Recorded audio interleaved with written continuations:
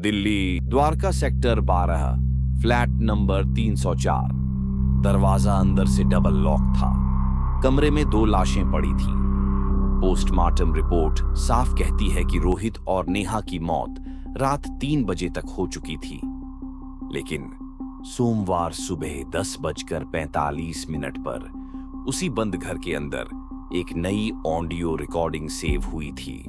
और इतना ही नहीं, ड्राइंग रूम का सीसीटीवी कैमरा जो रात 8:16 पर बंद हो गया था, उसकी पावर किसी ने ठीक 5 घंटे बाद वापस प्लग इन की थी।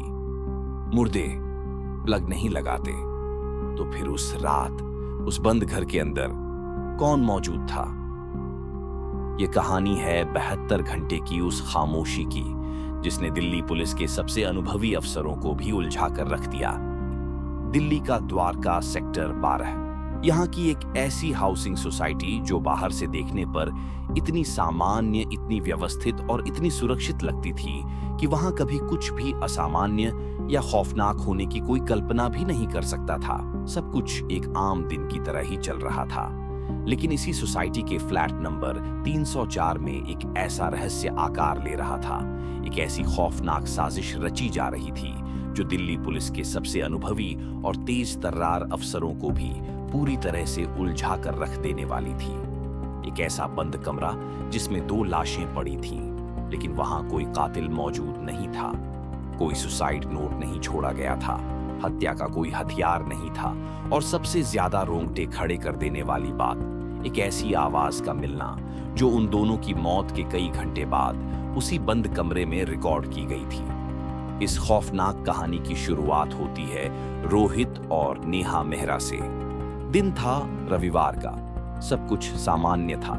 लेकिन फिर सोमवार की सुबह आई और यहीं से खामोशी का वो खौफनाक दौर शुरू हुआ जिसने बाद में एक बड़े तूफान का रूप ले लिया। सोमवार की सुबह सोसाइटी का न्यूज़पेपर वाला रोज की तरह सीढ़ियां चढ़कर 3rd फ्लोर पर आया और उसने फ्लैट नंबर 304 के दरवाजे के बाहर न्यूज़पेपर फेंक दिया। कुछ देर बाद दूध वाला आया और वह भी दरवाजे के पीतल वाले हैंडल पर दूध के 2 पैकेट लटकाकर चला गया। आमतौर पर नेहा सुबह 7 बजे तक दरवाजा खोलकर ये दोनों चीजें अंदर ले लिया करती थीं, लेकिन उस दिन ऐसा नहीं हुआ। सोमवार का पूरा दिन बीत गया, रात हो गई, फिर मंगलवार की सुबह हुई। जब अखबार वाला दोबारा उस फ्लोर पर पहुंचा तो उसकी नजर दरवाजे पर पड़ी। उसने देखा कि कल का अखबार बिल्कुल उसी जगह, उसी अवस्था में पड़ा हुआ था।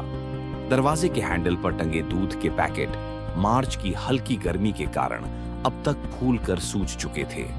न्यूज़पेपर वाले को लगा कि शायद पति पत्नी बिना बताए किसी ट्रिप पर या अपने किसी रिश्तेदार के घर चले गए होंगे, क्योंकि अक्सर शहरों में लोग ऐसा करते हैं। उसने बिना ज्यादा सोचे अपना नया अखबार उसी पुराने अखबार के ठीक ऊपर रखा और वहां से आगे बढ़ गया।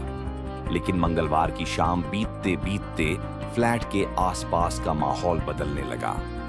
बुधवार और फिर गुरुवार का दिन आते आते 3rd फ्लोर की उस लंबी और शांत लॉबी में एक अजीब सी, बेहद असहज करने वाली और मन को खराब कर देने वाली बदबू धीरे धीरे फैलने लगी थी। ये गंध रोजमर्रा के कचरे या सीलन की गंध से बिल्कुल अलग थी। इसमें एक मीठी सी सड़ांध थी जो सीधे दिमाग पर असर कर रही थी। पड़ोस के फ्लैट नंबर 303 में रहने वाली मिसेस शर्मा ने जब गुरुवार की शाम करीब 6 बजे अपना दरवाजा खोला तो वह गंध सीधे उनके चेहरे पर आकर लगी। उन्होंने अपनी नाक पर रुमाल रखा और बाहर निकलकर ध्यान से उस गंध के स्रोत को महसूस करने की कोशिश की। शुरुआत में उन्हें लगा कि शायद किसी ने अपना गीला कूड़ा बाहर छोड़ दिया है या फिर सीढ़ियों के पास कोई जानवर मर गया है। लेकिन जब वो धीरे धीरे फ्लैट 304 के दरवाजे के करीब पहुंची तो उन्हें एहसास हुआ कि वो खौफनाक बदबू उसी बंद फ्लैट के अंदर से बाहर आ रही थी, दरवाजे के नीचे की एक बहुत ही बारीक सी दरार से। शाम के करीब 6:30 बज रहे थे। मिसेस शर्मा के दिल में एक अनजाना सा खौफ बैठ गया। उन्होंने बिना एक पल की भी देरी किए नीचे सोसाइटी मैनेजमेंट के ऑफिस में इंटरकॉम से सूचना दी। खबर मिलते ही ड्यूटी पर मौजूद हेड सिक्योरिटी गार्ड भारी कदमों से सीढ़ियां चढ़ता हुआ ऊपर आया। उसने आकर सबसे पहले दरवाजे की कॉल बेल बजाई। Ding dong. डिंग डोंग आवाज अंदर तक गई, लेकिन कोई जवाब नहीं आया। उसने अपने हाथों से उस भारी सागौन के दरवाजे को जोर जोर से खटखटाया और आवाज दी, रोहित सर, नेहा मैम, आप अंदर हैं? लेकिन जवाब में उसे सिर्फ एक डरावना सन्नाटा ही मिला। गंध अब इतनी तेज हो चुकी थी कि वहां खड़ा रहना भी मुश्किल हो रहा था। इस सन्नाटे और उस बदबू को महसूस करते हुए मैनेजमेंट कमेटी के सेक्रेटरी के हाथ पैर ठंडे पड़ने लगे।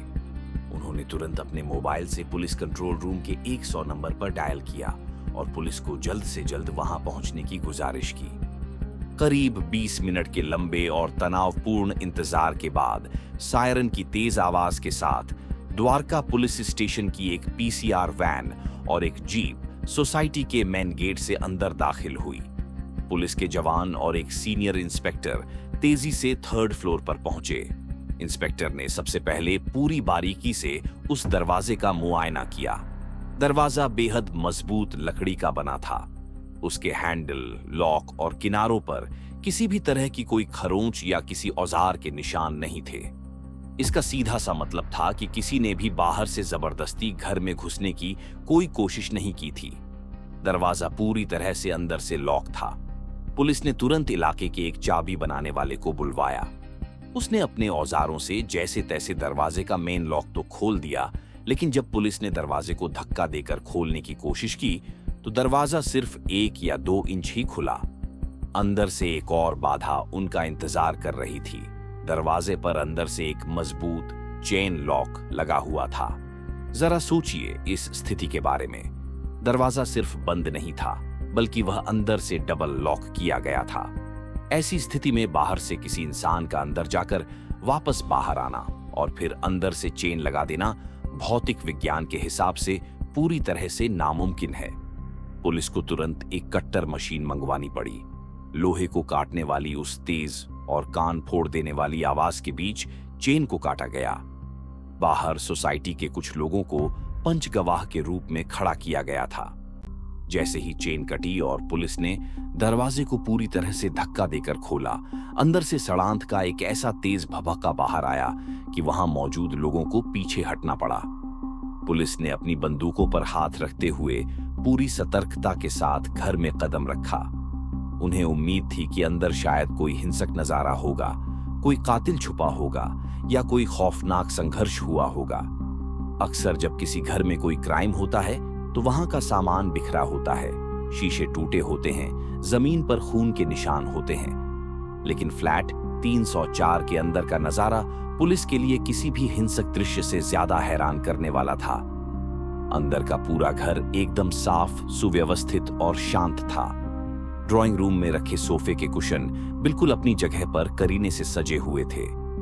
बीच में रखी सेंटर टेबल पर एक मैगजीन आदि खुली हुई रखी थी, जैसे कोई उसे पढ़ते पढ़ते उठ गया हो। रसोई के अंदर का स्लैब बिल्कुल साफ था। सिंक में कोई झूठा बर्तन नहीं था, बस वहां मार्बल के स्लैब पर एक कांच का गिलास रखा था जो आधा पानी से भरा हुआ था। घर में सब कुछ इतना सामान्य था मानो वहां रहने वाले लोग अभी बस थोड़ी देर में किसी कमरे से बाहर निकलकर आ जाएंगे। कोई तोड़फोड़ नहीं, किसी जबरदस्ती का कोई निशान नहीं, और यही अत्यधिक सामान्यपन ही उस पूरे माहौल को सबसे ज्यादा डरावना बना रहा था। पुलिस की टीम धीरे धीरे आगे बढ़ते हुए बेडरूम की तरफ गई। बेडरूम का दरवाजा आधा खुला हुआ था। कमरे के अंदर एसी बंद था और पंखा भी नहीं चल रहा था।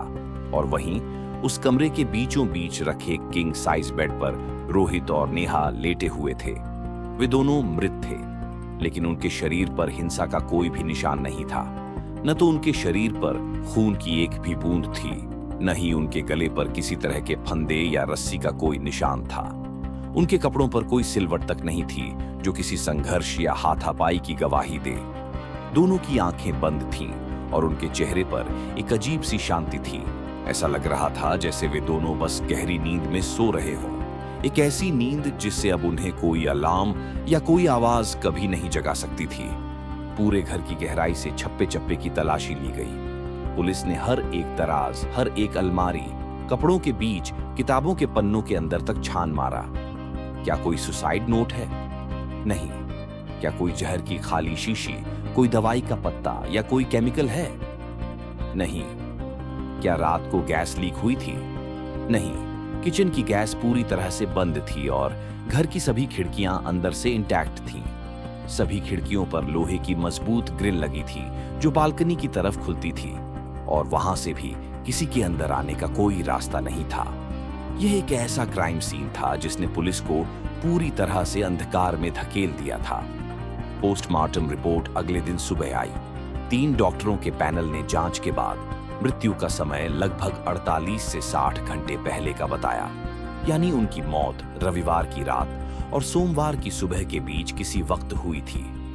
पोस्टमार्टम रिपोर्ट में शरीर के बाहर कोई चोट नहीं मिली, लेकिन जब विसरा रिपोर्ट आई तो उसके प्राथमिक अनुमान में शरीर के अंदर अंगों में किसी प्रकार के अज्ञात जहरीले प्रभाव यानी एक टॉक्सिक इन्फ्लुएंस का संकेत मिला।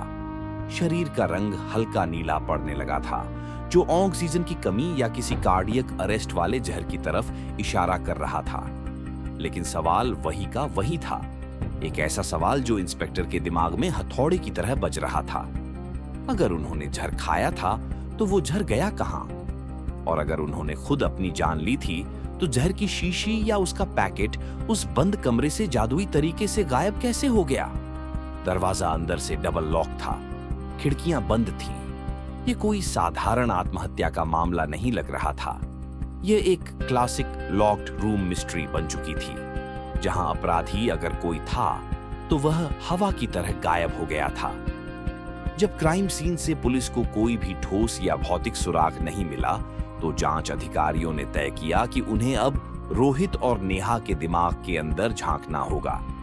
और आज के समय में किसी के दिमाग का सबसे बड़ा आईना उसका स्मार्टफोन और उसका डिजिटल फुटप्रिंट होता है। जांच की दिशा पूरी तरह से बदल गई और डिजिटल इन्वेस्टिगेशन शुरू हुई। सबसे पहले रोहित की कंपनी के सहकर्मियों और उसके बॉस से लंबी पूछताछ की गई। उसके मैनेजर ने पुलिस को बताया कि पिछले 6-7 महीनों से रोहित के व्यवहार में एक बहुत बड़ा और खौफनाक बदलाव आ गया था। वो रोहित, जो कभी ऑफिस में सबसे शांत और फोकस रहने वाला इंसान था, वो अचानक छोटी छोटी बातों पर चिढ़ने लगा था। वह अक्सर अपनी डेस्क पर बैठे हुए शून्य में घूरता रहता था। उसने ऑफिस में लोगों से बात करना कम कर दिया था और सबसे अजीब बात यह थी कि वह अपना मोबाइल फोन हमेशा साइलेंट मोड पर और स्क्रीन को नीचे की तरफ पलट कर रखता था, जैसे उसे किसी के कॉल देखने से भी डर लगता हो।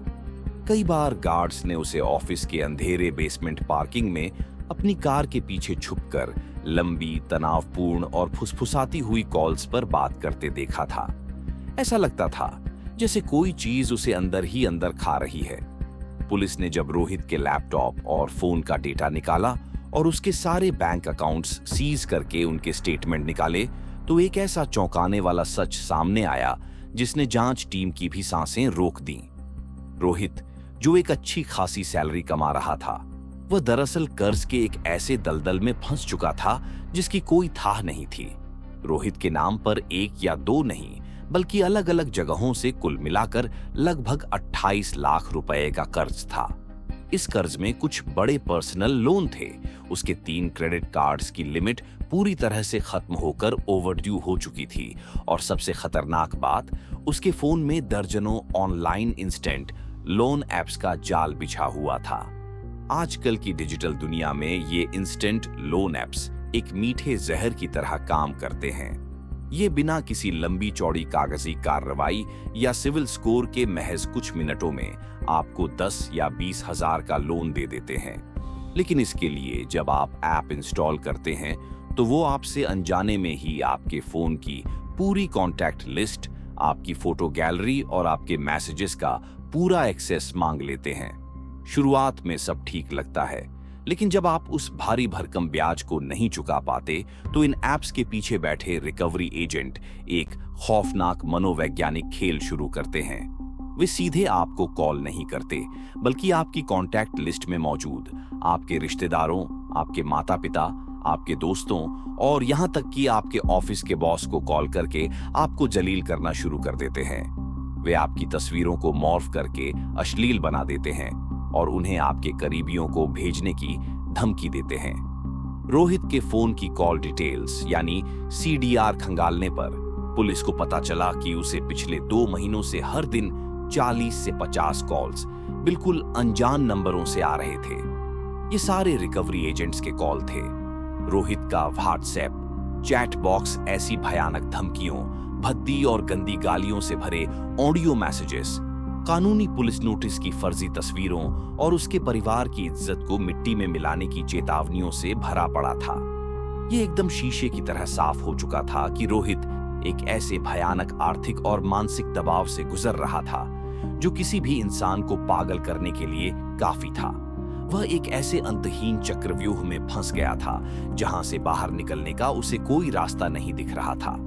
पुलिस की एक थ्योरी यह बन रही थी कि शायद इसी रोज रोज की जिल्लत और मानसिक प्रताड़ना से बचने के लिए रोहित ने हार मान ली और अपनी पत्नी के साथ इस दुनिया को छोड़ने का खौफनाक फैसला कर लिया।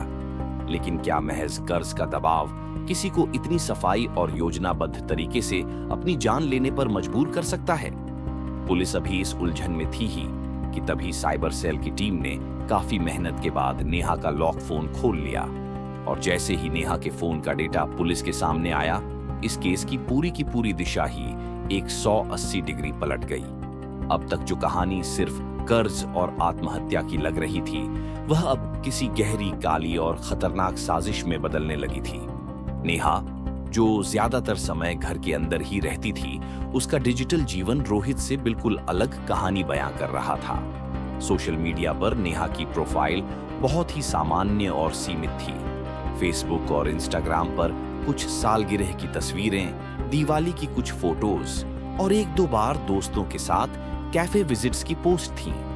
लेकिन पुलिस ने ध्यान दिया कि पिछले लगभग 4 महीनों से नेहा की प्रोफाइल पर एक अजीब सा सन्नाटा पसरा हुआ था। कोई नई पोस्ट नहीं की गई थी, कोई स्टेटस अपडेट नहीं था, कोई स्टोरी नहीं लगाई गई थी। वह डिजिटल दुनिया से लगभग गायब हो चुकी थी। जब पुलिस ने नेहा के फोन के कॉल लॉग्स को बारीकी से चेक किया तो उनकी नजर एक विशेष और बेहद रहस्यमयी नंबर पर जाकर टिक गई। इस नंबर को नेहा ने अपने फोन की कॉन्टैक्ट लिस्ट में किसी नाम से सेव नहीं किया था। बस वह 10 अंकों का नंबर वैसे का वैसा ही पड़ा था। लेकिन कॉल हिस्ट्री देखने पर पता चला कि पिछले सिर्फ 4 महीनों के अंदर इस एक अनजान नंबर से नेहा के फोन पर कुल 186 बार लंबी बात हुई थी। यह कोई सामान्य आंकड़ा नहीं था। पुलिस ने जब उन कॉल्स के समय का विश्लेषण किया तो उनके रोंगटे खड़े हो गए।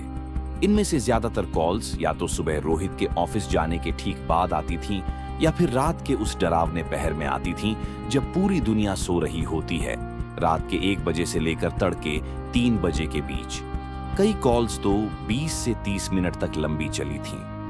कोई अनजान शख्स नेहा से रात के 2 बजे इतनी लंबी क्या बात कर रहा था? पुलिस ने तुरंत नेहा के व्हाट्सएप का बैकअप निकाला। इस अनजान नंबर के साथ हुई ज्यादातर चैट को नेहा ने अपने फोन से डिलीट कर दिया था। लेकिन साइबर एक्सपर्ट्स की मदद से कुछ बचे हुए और रिकवर किए गए मैसेज जब सामने आए तो वे किसी खौफनाक थ्रिलर से कम नहीं थे। उन मैसेजेस में कोई प्यार या दोस्ती की बातें नहीं थीं, बल्कि एक गहरा तनाव और दबाव छिपा था। स्क्रीन पर नीले रंग के बुलबुलों में लिखे हुए शब्द कुछ इस तरह थे: अब और देर मत करो, तुम्हें हर हाल में ये फैसला लेना ही होगा।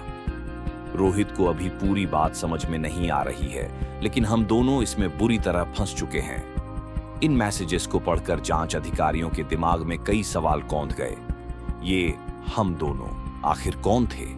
क्या नेहा और यह अनजान व्यक्ति किसी साजिश में साथ थे? या नेहा रोहित के बारे में बात कर रही थी? क्या नेहा का कोई अफेयर था? या फिर यह कोई ब्लैकमेलर था जो नेहा के किसी गहरे राज को जानता था? पुलिस ने बिना वक्त गंवाए उस नंबर की लाइव लोकेशन और कॉल डिटेल्स ट्रेस करने के आदेश दे दिए। कुछ ही घंटों में टेलीकॉम कंपनी से रिपोर्ट आ गई। पता चला कि वह सिम कार्ड किसी राजू नाम के व्यक्ति के आधार कार्ड पर खरीदा गया था, जो जांच करने पर पूरी तरह से फर्जी और चोरी किया हुआ दस्तावेज निकला। लेकिन सेल टावर की लोकेशन से एक बहुत बड़ा सुराग हाथ लगा। वह नंबर दिल्ली में नहीं, बल्कि अक्सर गुड़गांव के एक बेहद पॉश और व्यस्त बिजनेस कैफे इलाके यानी साइबर हब के आसपास ही एक्टिव रहता था। वह भी ठीक उसी समय जब नेहा को कॉल्स की जाती थीं। दिल्ली पुलिस की एक स्पेशल टीम तुरंत सादे कपड़ों में गुड़गांव के उस इलाके में पहुंच गई। उन्होंने उस इलाके के सभी प्रमुख कैफे और सड़कों पर लगे लगभग 40 से ज्यादा सीसीटीवी कैमरों की डीवीआर को अपने कब्जे में ले लिया।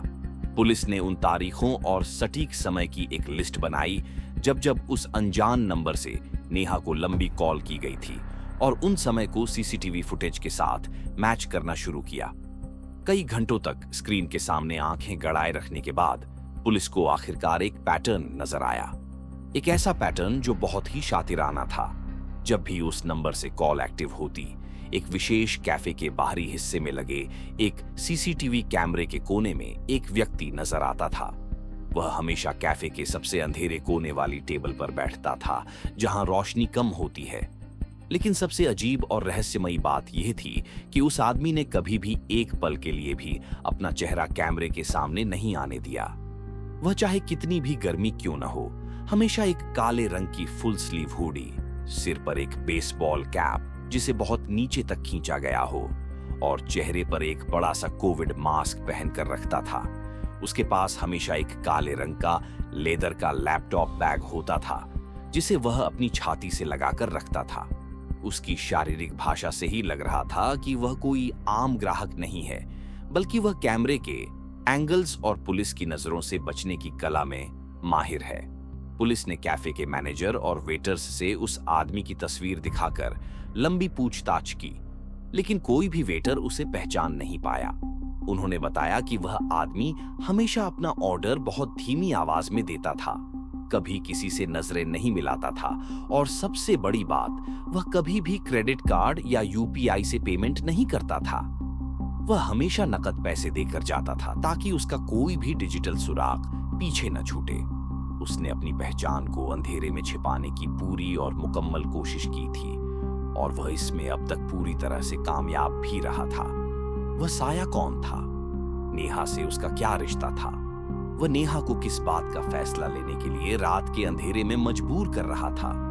ये सवाल पुलिस को अंदर ही अंदर परेशान कर रहे थे। इसी बीच घटनास्थल यानी फ्लैट 304 के अंदर लगे वाईफाई सिक्योरिटी कैमरे की फोरेंसिक रिपोर्ट आ गई, जिसने इस केस को एक ऐसे मुकाम पर लाकर खड़ा कर दिया जहां से विज्ञान और तर्क दोनों फेल होते हुए नजर आने लगे। रोहित ने सुरक्षा के लिहाज से अपने ड्राइंग रूम की छत के एक कोने में एक छोटा सा डोम शेप वाला वाईफाई कैमरा लगा रखा था, जिसे वह अपने मोबाइल फोन से मॉनिटर कर सकता था।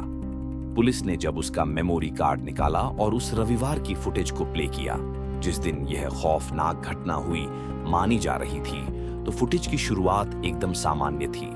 फुटेज में शाम के 7:00 का समय दिख रहा था। रोहित ड्राइंग रूम के सोफे पर अपना सिर दोनों हाथों से पकड़कर बहुत ही तनावग्रस्त हालत में बैठा हुआ था। नेहा उसके ठीक सामने खड़ी थी और उसके चेहरे पर भी गहरी चिंता की लकीरें साफ देखी जा सकती थीं। पुलिस ने वीडियो को थोड़ा और आगे बढ़ाया। शाम के 7:42 अचानक उन दोनों के बीच एक बहुत ही तीखी और हिंसक बहस शुरू हो जाती है। कैमरे का ऑडियो बहुत साफ नहीं था, पीछे से सिर्फ कुछ अजीब सी गूंज और शोर आ रहा था। लेकिन रोहित बार बार हवा में अपने हाथ हिलाकर बहुत ही झुंझलाहट और गुस्से में कुछ कह रहा था। नेहा अपने चेहरे पर हाथ रखकर रोती हुई दिख रही थी। ऐसा लग रहा था जैसे कोई बहुत बड़ा राज खुल गया हो या कोई बहुत बड़ा फैसला लिया जा रहा हो। पुलिस अधिकारी स्क्रीन के बिल्कुल करीब आ गए, ये जानने के लिए कि आगे क्या होता है। लेकिन तभी रात के 8:16 पर स्क्रीन अचानक से ब्लैंक हो गई। सब कुछ काला हो गया, कोई सिग्नल नहीं, नो वीडियो। पुलिस को लगा शायद वीडियो करप्ट हो गया है। उन्होंने वीडियो प्लेयर को आगे बढ़ाया। रात के 9 बजे फुटेज काली है। 10 बजे कुछ नहीं। रात के 12 बजे गहरा अंधकार, और फिर अचानक रात के 1:03 पर सिस्टम एक झटके के साथ रीस्टार्ट होता है। कैमरे की लाल बत्ती जलती है और स्क्रीन पर ड्राइंग रूम का नजारा वापस आ जाता है। लेकिन इस बार कमरा बिल्कुल खाली है, सोफे पर कोई नहीं है। घर में एक डरावना सन्नाटा पसरा हुआ है। लेकिन तभी एक पुलिस वाले की नजर स्क्रीन के एक कोने पर गई। जो पानी का कांच का गिलास पुलिस को क्राइम सीन पर रसोई के स्लैब पर मिला था, वह अब वहां स्लैब पर रखा हुआ साफ दिख रहा था, जबकि 8:16 से पहले की फुटेज में वह गिलास वहां मौजूद ही नहीं था। इसका सीधा सा मतलब था कि रात 8:16 से लेकर रात 1:03 तक, ये जो लगभग 5 घंटे का समय था, इस बीच उस घर में कुछ ऐसा हुआ था जिसे कैमरे की नजरों से जानबूझकर छिपाया गया था। पुलिस की साइबर फोरेंसिक टीम ने जब कैमरे के हार्डवेयर की जांच की तो एक और रोंगटे खड़े कर देने वाला सच सामने आया। उस रात इलाके में न तो बिजली गई थी और न ही घर का इंटरनेट बंद हुआ था। कैमरे को किसी तकनीकी खराबी ने बंद नहीं किया था, बल्कि किसी ने अपने हाथों से उसकी पावर कॉर्ड को दीवार के सॉकेट से मैन्युअली खींचकर निकाला था और ठीक 5 घंटे बाद रात के 1 बजे उसे वापस सॉकेट में प्लग इन किया था। अब सवाल यह उठता है कि यह काम किसने किया? अगर रोहित और नेहा ने खुद आत्महत्या करने का मन बना लिया था, तो क्या रोहित ने खुद कैमरा बंद किया ताकि उनके तड़पने के आखिरी पल रिकॉर्ड न हो? लेकिन अगर उन दोनों ने जहर खाकर जान दे दी थी, तो फिर 5 घंटे बाद जब दोनों मर चुके थे, तो उस कैमरे को वापस चालू किसने किया? मुर्दे तो उठकर प्लग नहीं लगा सकते, तो क्या उस बंद घर में उस खौफनाक रात को कोई तीसरा व्यक्ति भी मौजूद था? कोई ऐसा शख्स जो उन दोनों की मौत का तमाशा देख रहा था? जांच टीम तुरंत सोसाइटी के मेन गेट, लिफ्ट और सीढ़ियों के सभी 16 कैमरों की डीवीआर लेकर बैठ गई। उन्होंने घटना के दिन शाम 6 बजे से लेकर अगले दिन सोमवार की सुबह 10 बजे तक की हर एक सेकंड की फुटेज को फास्ट फॉरवर्ड और स्लो मोशन में छान मारा, लेकिन नतीजे ने उन्हें और भी ज्यादा निराश कर दिया। उस पूरी रात में कोई भी बाहरी, अनजान या संदिग्ध व्यक्ति फ्लैट 304 की तरफ न तो सीढ़ियों से गया, न लिफ्ट से गया और न ही वहां से वापस आता हुआ दिखाई दिया। बालकनी से घुसना स्पाइडरमैन के अलावा किसी के लिए मुमकिन नहीं था, क्योंकि वह तीसरी मंजिल पर थी और वहां मजबूत लोहे की ग्रिल को कंक्रीट में वेल्ड किया गया था। अगर कोई बाहर से अंदर नहीं आया और अंदर के लोग मर चुके थे, तो घर के अंदर वो अदृश्य हाथ किसके थे जो तारों से खेल रहे थे? जब पुलिस इस गायब हुए 5 घंटों की भूल भुलैया में उलझी हुई थी, तभी रोहित के बैंक अकाउंट से एक और नई और चौंकाने वाली जानकारी सामने आई। मौत से ठीक 48 घंटे पहले, यानी शुक्रवार की दोपहर को, रोहित के अकाउंट से एक मुश्त 9 लाख रुपए का एक बहुत बड़ा ऑनलाइन ट्रांसफर किया गया था। ये पैसा रोहित के पास अचानक कहां से आया, ये तो नहीं पता चल सका। शायद उसने अपना प्रोविडेंट फंड तोड़ा हो या किसी रिश्तेदार से झूठ बोलकर उधार लिया हो, लेकिन यह 9 लाख रुपए की भारी रकम जिसके अकाउंट में ट्रांसफर की गई थी, वह अकाउंट बहुत ही ज्यादा संदिग्ध था। उस अकाउंट का नाम था आर मेहरा। जब पुलिस ने उस बैंक के ब्रांच मैनेजर से संपर्क किया और जानकारी निकाली, तो पता चला कि यह आर मेहरा नाम का अकाउंट सिर्फ 15 दिन पहले ही एक छोटी सी ब्रांच में खोला गया था।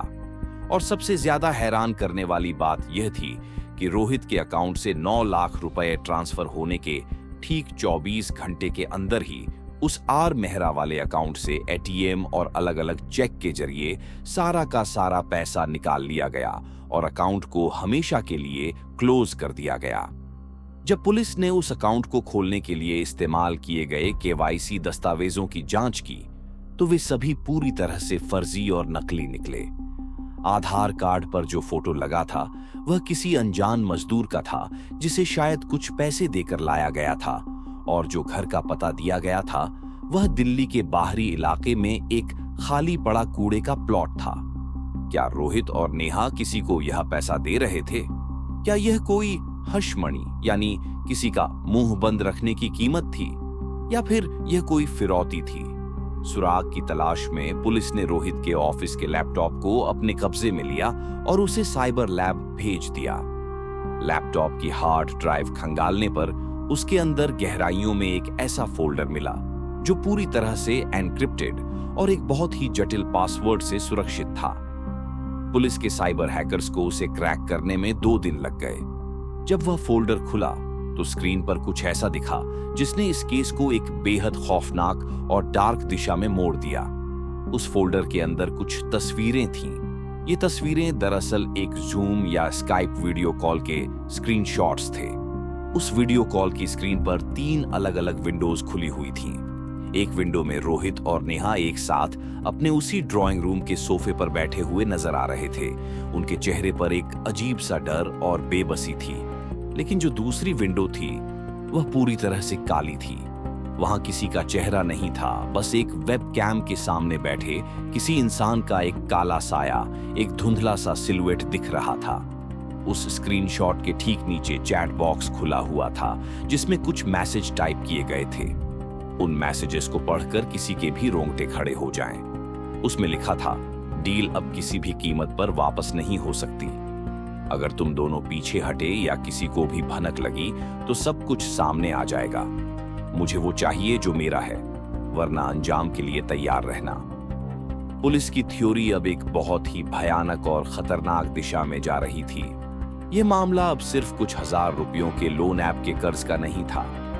रोहित और नेहा किसी बहुत बड़े संगठित और खतरनाक आपराधिक गिरोह के जाल में फंस चुके थे, या फिर किसी ऐसे व्यक्ति के चंगुल में जो उनकी हर कमजोरी को जानता था। शायद रोहित ने रातों रात अमीर बनने की चाहत में डार्क वेब, किसी अवैध क्रिप्टोकरेंसी ट्रेडिंग या किसी गैर कानूनी स्कीम में पैसा लगा दिया था। और जब वो दोनों इस दलदल से घबराकर बाहर निकलना चाहते थे तो उनके लिए सारे दरवाजे और सारे रास्ते हमेशा के लिए बंद कर दिए गए थे। लेकिन यह सब सिर्फ थ्योरी थी, एक पुलिस वाले का अंदाजा। अदालत में किसी को मुजरिम साबित करने के लिए कोई ठोस सबूत, कोई हथियार या कोई गवाह नहीं था। करीब 5 महीने की लंबी, थका देने वाली और अंतहीन जांच के बाद जब पुलिस को वो गुड़गांव वाला हुडी वाला आदमी नहीं मिला, जब उस 9 लाख रुपए का कोई सुराग नहीं लगा और जब उस बंद कमरे में तीसरे शख्स की मौजूदगी का कोई भौतिक प्रमाण नहीं मिला, तो हार मानकर पुलिस ने एक भारी मन से इस केस की फाइल को बंद कर दिया। आधिकारिक कागजों पर इसे एक घरेलू त्रासदी, अत्यधिक आर्थिक तनाव और अज्ञात जहर खाकर की गई आत्महत्या का नाम दे दिया गया। सबको लगा कि फ्लैट 304 का वो खौफनाक रहस्य रोहित और नेहा की चिता के साथ ही हमेशा के लिए राख हो गया है। लेकिन असली कहानी, असली खौफ तो अभी बाकी था। मौत के इस सन्नाटे को टूटने में सिर्फ 6 महीने का वक्त लगा। घटना के करीब 6 महीने बीत चुके थे।